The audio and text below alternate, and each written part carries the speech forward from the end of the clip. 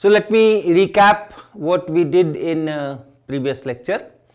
We essentially talked about doping in semiconductors. So if you take a silicon, which is our model semiconductor, you have all those silicon atoms,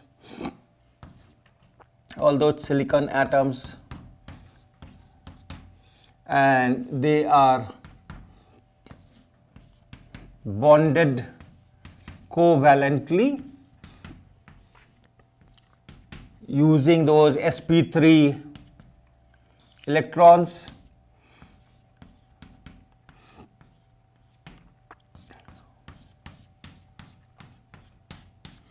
This is the diagram I am using extensively, but never confused. It is not a two-dimensional structure, it is a three-dimensional structure.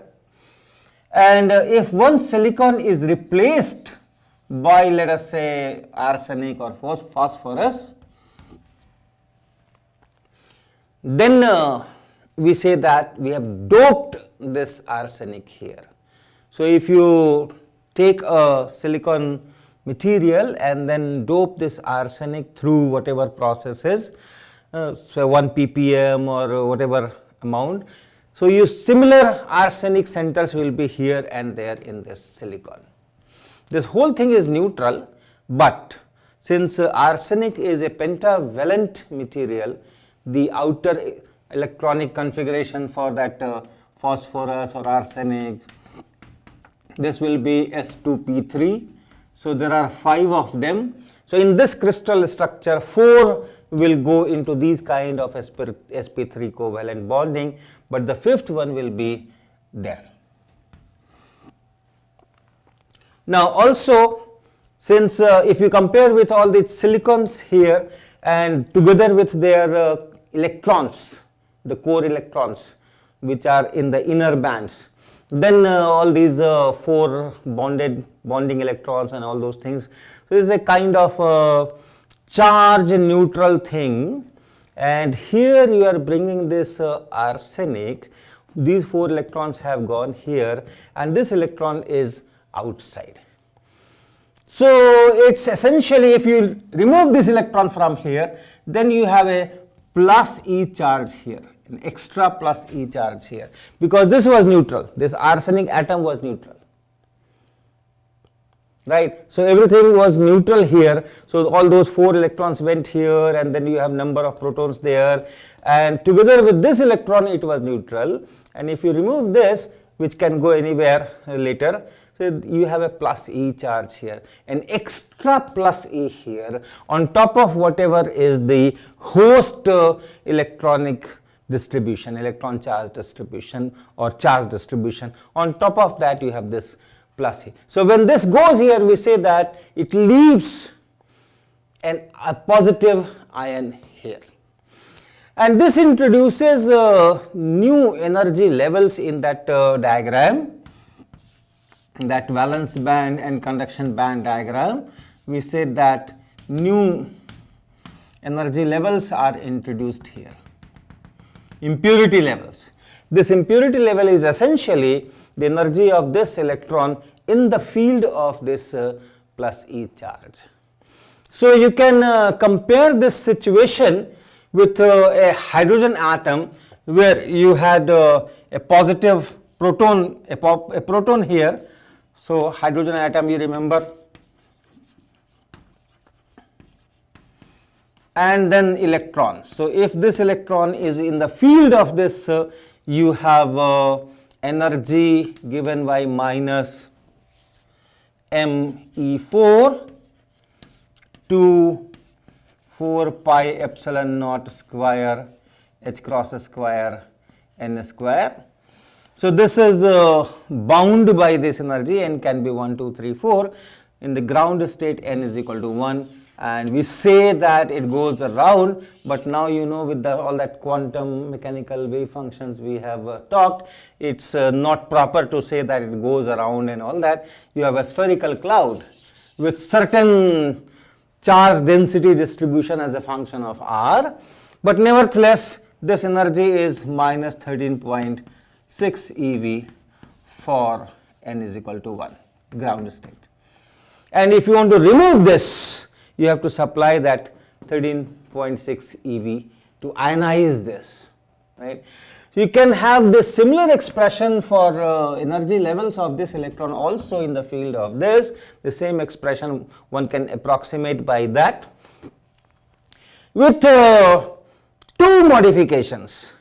One is that it is in a silicon crystal, and silicon has a dielectric constant of 12 approximately, 11.67 etc. So roughly 12. So it's here it is a free space, but here this whole space is this dielectric with a dielectric constant of 12, and so this epsilon naught here, should be replaced by that epsilon naught times the dielectric constant, that means 12 times epsilon naught. So that's one modification. It's not in free space, it's in silicon. And the second, which is somewhat more abstract, is that this mass of this electron here. So it turns out that if you have a periodic potential given by all this periodic structure of this silicon, if you have a periodic potential and then electron is in that periodic potential, then the movement of electron or the energy momentum relation of electron while it is moving in that is like a particle of somewhat different mass. Okay, so this crystal potential can help the particle to go, and the crystal potential can obstruct the particle to go, and that is approximated by taking some kind of an effective mass. The effect of that whole periodic potential is taken care of by putting an effective mass. If the crystal potential is helping the movement, then you will say that the effective mass is smaller than the real mass, or if it is putting obstruction, it could be more than the effective mass. And also for what purpose you are solving this, what problem you are solving, that will decide what kind of effective mass should be used for that particular purpose. So for our purpose, where we are talking of conductivity and these things, the effective mass of electron in this silicon structure turns out to be something like 0.26 times the mass of electron. Okay, so this mass of the electron which is here, this is for free space where the potential is only because of this, but then here the potential is because of the periodic structure also. You have all those silicons and this and that. So there this mass is to be replaced by this. So if you do the calculation, you can get what will be the energy of this particle, how much here it was minus 13.6 eV, and 13.6 eV was needed for removing this electron from the field of this. If I want to remove this electron from the field of this, how much energy will be needed? So that is that impurity level energy which is here, which turns out to be a few tens of milli-electron volts, and so these energy levels are created here. So that we discussed about the impurity levels. Nevertheless, this is close to this and of the order of k into T, and therefore these electrons which are there, they jump here and populate some of these quantum states in this conduction band. So, and similarly, if you put a trivalent impurity here like aluminium or boron, a trivalent impurity, then you will have a minus charge here. And you can also talk in terms of hole. You can do a similar analysis as if this minus charge is producing a potential, and that hole which is positive charge, that is in this field, and again that positive equivalent positive charge hole that is also in this periodic potential. So similar thing can be done here. Effective mass of the hole can be put, and that means the movement of electrons in the bonds. So that is the hole. So for that also you will have an effective mass, and you can do calculations from here. So this is the effective mass of electron. Effective mass of holes also one can write, which is somewhat different from this, but not very different, of that similar order, something like 0.36 or so mass of electron. So if you have a trivalent impurity here, you create energy levels close to the valence band, and holes are bound to that minus A charge through that energy. So those levels we talked about.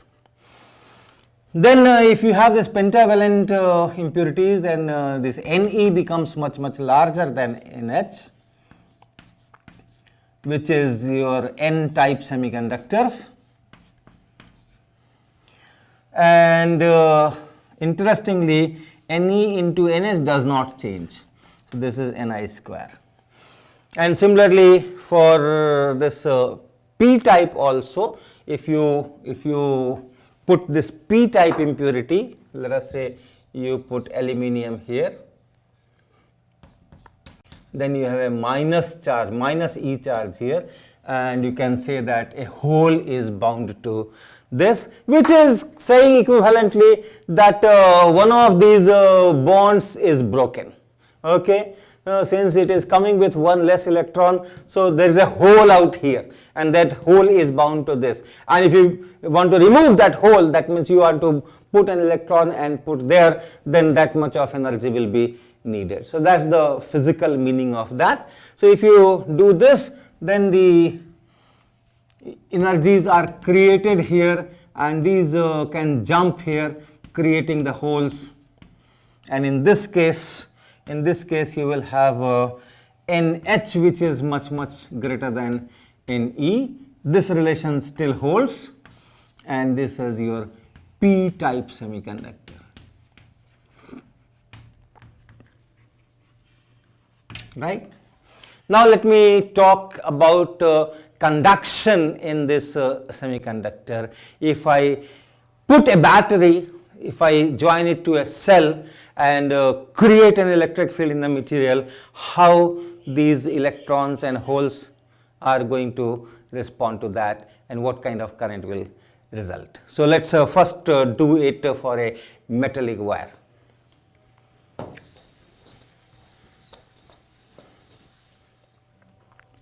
So recall how conduction takes place in a metallic wire. If you have a metal and then you create an electric field here by joining a cell to it or battery to it, then you have that drift velocity. We talk in terms of free electrons. This is an approximation when you don't consider all those band structure, etc. But in metals also, or good conductors also, you have that band structure, and that Fermi function is very much in action. So in the conduction band you have electrons, but then if they are being filled from below, especially at low temperatures, and then you apply an electric field, not many of these electrons are going to respond. Only which are close to that Fermi level, only they are going to respond. So those corrections must be there. That is why this band structure, band theory is needed for these conductors also. But essentially the idea is that you have electrons which can respond to these this electric field, and that creates some kind of a drift velocity. Okay, so you have a relaxation time or collision time,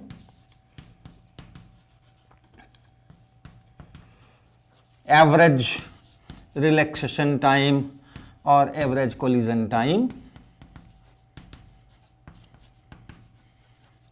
where the electron is moving, but after a certain time it gets scattered.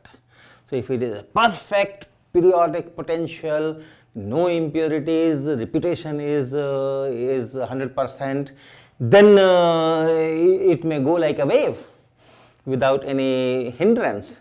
But there are problems because of, first thing is temperature, all these ions are vibrating, so that kills that periodicity to little bit some extent. Then you can have impurities and varieties of centers from where it can scatter.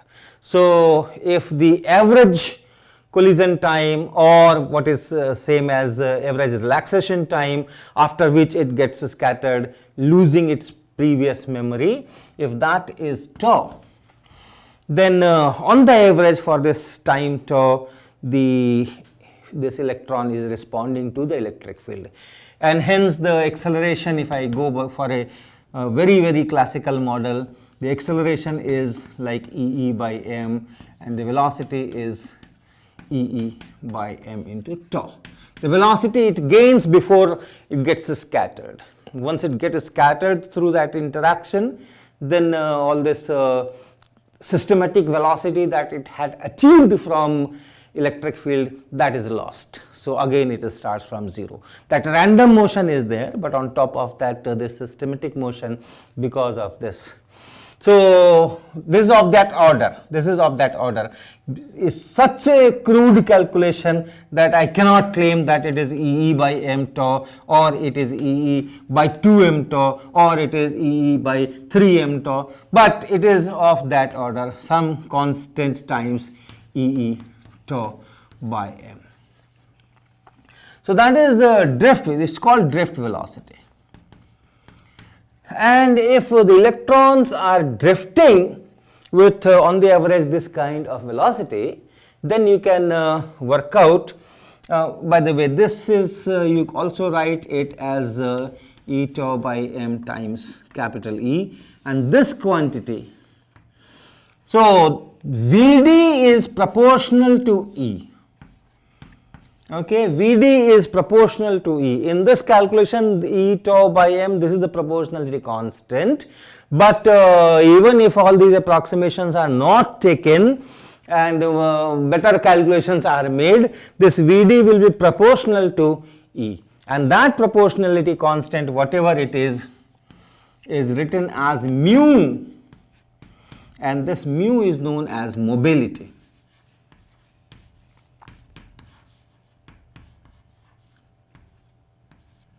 Okay, this is known as mobility. So this is this, and then you can work out that if you have you take some cross section here, and then you take another cross section here, take this length as Vd times delta t, then at t equal to 0, if there are n electrons which respond to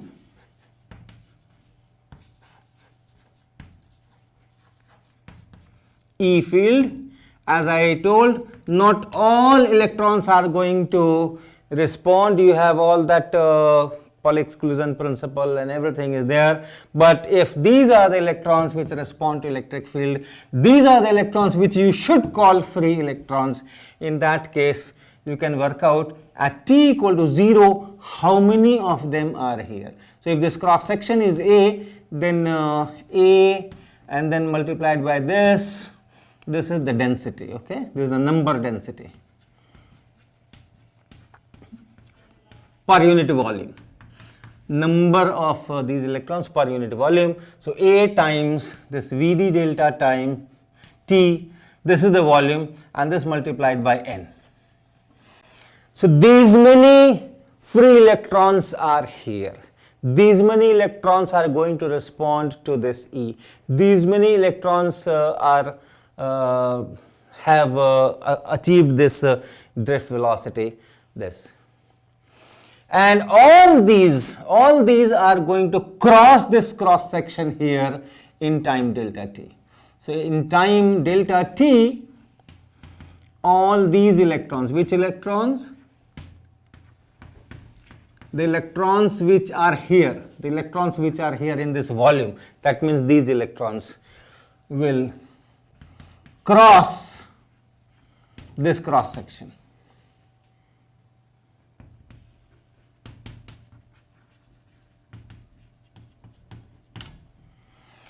Okay, so you can work out what is the current. Right? Current is charge crossing per unit time. So the current will be N times A times Vd times delta T multiplied by E. So this is the current, this is the charge. This was the number of electrons. On each electron you have this much of charge. So this much of charge is crossing here in time delta T.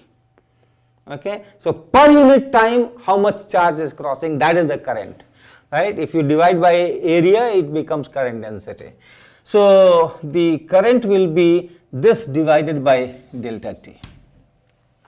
This much charge is going in time delta T. So per unit time, how much charge is going through a cross section, that is the current. So this is the current. And if you divide by this A also, then this is I by A, which is known as current density J. So that is equal to N times E times Vd, and that is equal to N times E times, this Vd is mu times E, this is the mobility, Vd is drift velocity is mu times E, so you can put it here. So it is like this. So J is equal to N E mu E, and this is written as sigma times E, where sigma is N into E into mu, and this is called conductivity.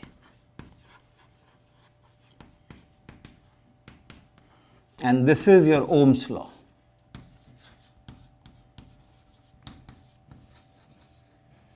You must have studied Ohm's law as I equal to V by R. If you apply a potential difference V across some conductor whose resistance is R, I equal to V by R, this is how you must have studied Ohm's law. And you do this homework, you show that these are equivalent. From here you can get this, from here you can get this. So this is your Ohm's law. Now in case of semiconductors, similar expression will be used.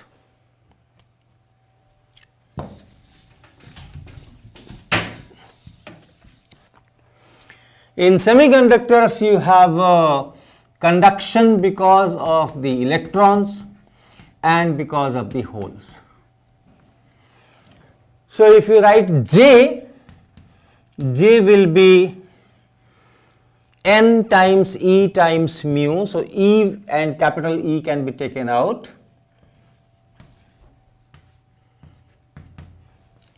right? And then you have N and mu. So number of electrons and mobility of electrons plus number of holes and mobility of holes. So this will give you the current, and the conductivity will be Ne mu E plus Nh mu H.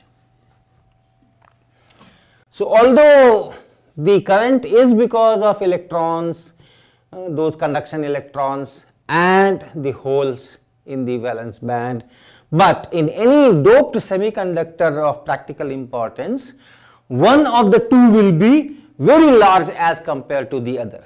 We had done this numerical exercise in the previous lecture. If you have a p type, let's say n type, ppm doping, 1 ppm doping, this is what we did. 1 ppm doping of arsenic or phosphorus in silicon, and we saw that the number of conduction electrons is of the order of 10 to the power 16, whereas the number of holes was just 4,500. So number of holes is so small as compared to number of electrons that the contribution is coming only from this part. And similarly, if you are doping trivalent impurity, then the whole concentration will be so high as compared to the electron contribution, number of electrons, the density of electrons, the concentration of electrons, so that only this will be effective and this will be totally negligible. So we talk in terms of majority carriers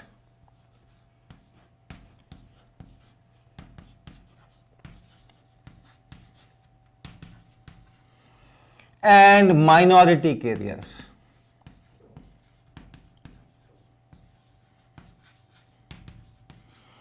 In N-type semiconductor, electrons are majority carriers. Okay, so N-type semiconductor, these electrons are majority carriers.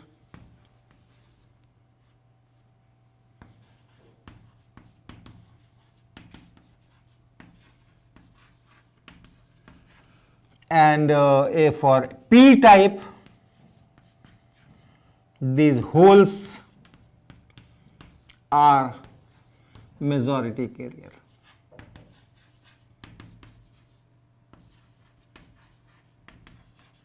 And the other one is a minority carrier.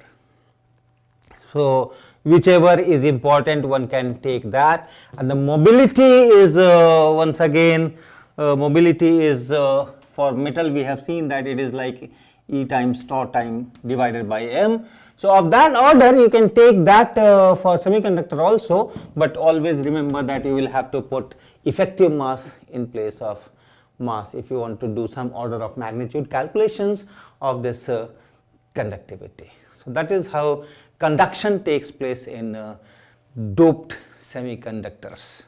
Okay, so now we are prepared with all kinds of physical understanding of these semiconductors, doping and charge carriers and how they respond to electric field and so on. So from the next lecture I will be talking about applications, and the first and foremost device that will be used is called PN junction.